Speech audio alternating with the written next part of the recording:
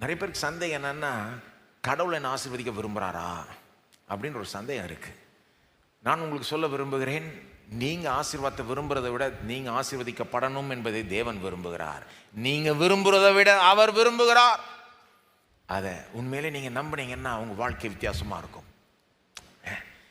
சிலர் கிறிஸ்தவங்களாகிய நாம் கூட சில நேரம் ஒரு சந்தேகம் இருக்கு நம்மகிட்ட. எங்கேயோ இருக்கிறார் கடவுள், 1008 மக்கள் இருக்காங்க, இதில் நான் நல்லா இருந்தேனா இல்லையான்னு அவருக்கு என்ன? அவருக்கு நம்முடைய ஆசீர்வாதம் நம்முடைய நலன்லாம் ரொம்ப முக்கியமாக என்ன?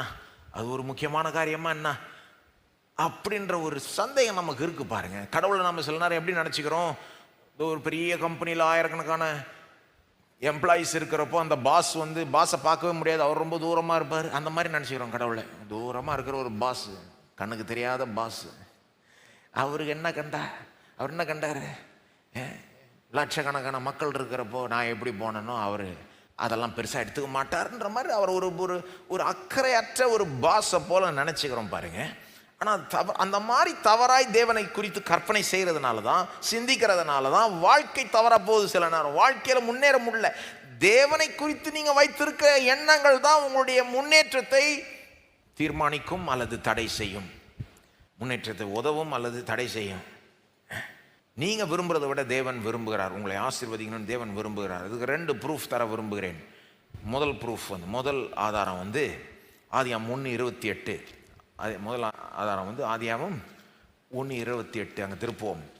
இந்த 1:28 என்ன நமக்கு சொல்லுதுன்னா, தேவன் மனிதனிடத்தில் செய்த முதல் காரியமே அவனை ஆசீர்வதிப்பது. தேவன் மனுஷன்கிட்ட செஞ்ச முதல் காரியமே என்னது?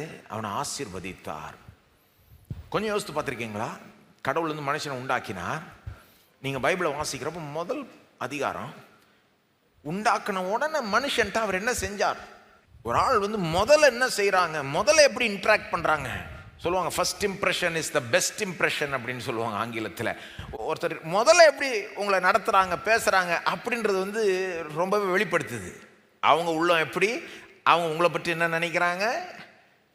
அப்போ தேவன் மனிதனிடத்தில் முதல் செய்த காரியம் என்னன்றது தேவனுடைய உள்ளத்தை வெளிப்படுத்துது.